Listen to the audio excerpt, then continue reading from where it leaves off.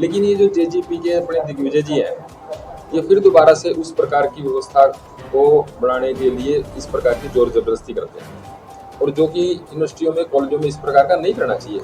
Students को तो अपनी पढ़ाई की तरफ ध्यान देना चाहिए, पढ़ लिख करके आगे बढ़ेंगे तो ही देश के लिए काम कर सकेंगे। ये जो दिग्विजय जी कर रहे हैं, यूनिवर्सिटी में जा करके वाइस चांसलर के गेट को तोड़ने का काम किया, वो सारी मीडिया में है, तो इस प्रकार की चीजें ठीक नहीं है। और रही अलायंस पार्टनर के रूप में, अलायंस पार्टनर तो बीजेपी के देवीलाल जी भी रहे, ओम प्रकाश चौटाला जी भी रहे, और पिछली बार ये भी रहे, तब तो इनके लिए बीजेपी ठीक थी। अब वोट तो लोगों ने देनी, लोगों ने अब की बार वोट नहीं दिया, एक भी एमएलए नहीं बना, तो अब बीजेपी को बुरी लगने लगी। अपना व्यवहार ठीक रखना चाहिए, अपनी पकड़ पब्लिक में ठीक रखनी चाहिए। भजनलाल जी के समर्थकों कहीं न कहीं उग्र हो रहे हैं। उन्होंने आरोप लगाया कि जो सांसद है रेखा शर्मा, उन्होंने भजनलाल को वो कहा है संग्राम। राजनीति में किसी भी पार्टी का कोई भी नेता हो, मर्यादा का हमेशा ध्यान रखना चाहिए। और मैं एक बात कहना चाहूँगा, भजनलाल बहुत ही मंजे मुख्यमंत्री और राजनीतिक आदमी भी रहे हैं, और हम भी भजनलाल जी की कदर करते हैं। और रेखा शर्मा जी ने जो भी कहा, उन्होंने ऐसा नहीं कहना चाहिए। हरियाणा सरकार में कैबिनेट कृषि मंत्री के बेटे नेपाल सिंह राणा हांसी में पहुंचे। आपको बता दें कि वे 9 मई को अंबाला में मनाई जाने वाली महाराणा प्रताप जयंती का न्योता देने के लिए पहुंचे थे। उसी दौरान पत्रकारों से बातचीत करते हुए उन्होंने जेजेपी नेता दिग्विजय चौटाला पर जमकर हमला बोला।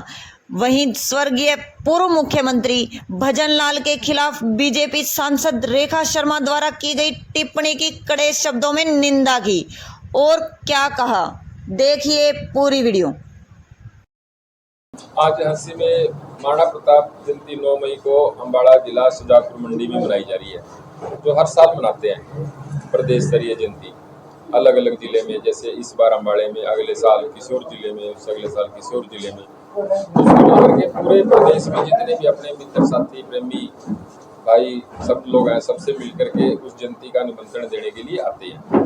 और जैसे हरियाणा के 23 जिले हैं, 23 जिलों में से एक हांसी नया जिला बना, तो हांसी में आज इन सब भाइयों के पास आए महाराणा प्रताप जयंती का निमंत्रण देने के लिए। 9 मई को ये सब लोग सादर आमंत्रित हैं, और काफ़ी संख्या में यहाँ से ये सब लोग इकट्ठे होकर के महाराणा प्रताप जयंती में शामिल हैं। कौन कौन पहुंचे सर जयंती की बात करके वहाँ पे कार्यक्रम में?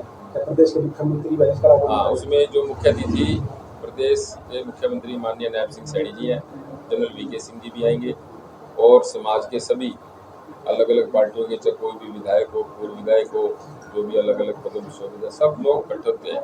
साल में एक दिन सब लोग इकट्ठे होते हैं, लगभग 35 से 40 हज़ार की संख्या में सब लोग वहाँ जाते हैं। सर मंडियों की बात करें तो 30% के लगभग उठान होगा। सर किसान परेशान नजर आ रहा है।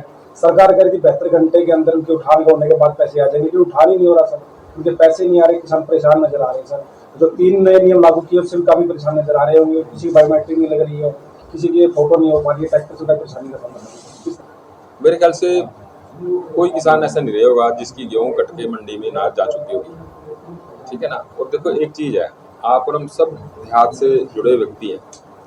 जो गेहूँ का सीजन होता है ये 10 से 15 दिन का होता है मैक्सिमम, और इस 10-15 दिन में सारी चीज़ें होनी संभाविक है। सारी गेहूँ मंडी में आ गई, सबका दाना दाना खरीदा गया। अब जो कोई भी काम आ, जैसे मान लो उठान का काम है, उठान के काम में 2-4 दिन आगे पीछे जरूर जाता है, लेकिन सभी मंडियों में मजबूती से उठान का काम चल रहा है। और उठान के बाद फिर लगातार किसानों 15 अप्रैल तक सारी 72 घंटे की बात सरकार कह रही थी, किसान कह रहे 72 घंटे की बात सरकार कह रही है। 72 घंटे की बात होती है जब किसान की फसल मंडी में आती है, और वो उसके बाद वो बोरियों में जैसे उसकी तुलाई हो जाती है, फिर वो आड़ती उस फसल को जो बोरियों में तुलाई होगी उसको ट्रांसपोर्ट के जरिए जब वो स्टैक में लग जाती है, और स्टैक में लगने के बाद फिर उसका पास बन करके सरकार के पास चला जाता है, और 72 घंटे के अंदर फिर सरकार वो पेमेंट करती है। सर बीजेपी की शेड्यूल पार्टी थी इसी योजना में, इस बार में न्याय के लिए नहीं, मेरे को एक बात बताओ, आप अन्याय हुआ तो न्याय के लिए भटकेंगे? अन्याय तो कुछ भी नहीं हुआ। आप लोग देखो, इसी समाज के प्राणी हो, और आप लोग सारी चीज़ें जानते हो। कॉलेजों के अंदर बहुत समय पहले बंसीलाल जी जब मुख्यमंत्री थे, उन्होंने सारे चुनाव बंद कर दिए थे, छात्र संघ के चुनाव, और उसके बाद यूनिवर्सिटियों के अंदर, कॉलेजों के अंदर पढ़ाई का स्तर बढ़ना शुरू हो गया। लेकिन ये जो जेजीपी के अपने दिग्विजय जी हैं, ये फिर दोबारा से उस प्रकार की व्यवस्था को बढ़ाने के लिए इस प्रकार की जोर जबरदस्ती करते हैं, और जो कि यूनिवर्सिटियों में, कॉलेजों में इस प्रकार का नहीं करना चाहिए। स्टूडेंट्स को तो अपनी पढ़ाई की तरफ ध्यान देना चाहिए। पढ़ लिख करके आगे बढ़ेंगे तो ही देश के लिए काम कर सकेंगे, तो ही राजनीति में काम कर सकेंगे, तो ही अपने परिवार समाज के लिए काम कर सकेंगे। ये जो दिग्विजय जी कर रहे हैं, यूनिवर्सिटी में जा करके वाइस चांसलर के गेट को तोड़ने का काम किया, वो सारी मीडिया में है, तो इस प्रकार की चीज़ें ठीक नहीं है। और रही अलायंस पार्टनर के रूप में, अलायंस पार्टनर तो बीजेपी के देवीलाल जी भी रहे, ओम प्रकाश चौटाला जी भी रहे, और पिछली बार ये भी रहे, तब तो इनके लिए बीजेपी ठीक थी। अब वोट तो लोगों ने देनी, लोगों ने अब की बार वोट नहीं दिया, एक भी एमएलए नहीं बना, तो अब बीजेपी इनको बुरी लगने लगी। अपना व्यवहार ठीक रखना चाहिए, अपनी पकड़ पब्लिक में ठीक रखनी चाहिए, वो तभी संभव होगी राजनीति में जब आप अच्छे काम करो। पश्चिम बंगाल में चुनाव सत्या क्या देखते हैं वहाँ पे? तो ममता जीत के दावा कर रही है, कांग्रेस कर रही है, भाजपा कर रही है, आप किस तरह से देखते हैं? एक तरफा जीत होगी भारतीय जनता पार्टी की पश्चिम बंगाल में, और जरूरी भी है। ये जितने भी बॉर्डर के प्रदेश हैं, इनमें भारतीय जनता पार्टी का जीतना बड़ा जरूरी है, और 100% अब की बार भारतीय जनता पार्टी की सरकार पश्चिमी बंगाल में बनेगी। नगर निगम चुनाव क्या करेंगे? नगर निगम चुनाव में सोनीपत में, अम्बाड़ा में और पंचकुला में एक तरफा भारतीय जनता पार्टी की जीत होगी।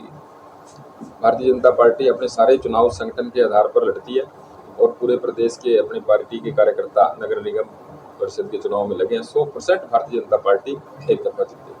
ये भजनलाल जी के समर्थक को कहीं न कहीं उग्र हो रहे हैं। उन्होंने आरोप लगाया कि जो सांसद है रेखा शर्मा, उन्होंने भजनलाल को देखो, राजनीति में किसी भी पार्टी का कोई भी नेता हो, मर्यादा का हमेशा ध्यान रखना चाहिए।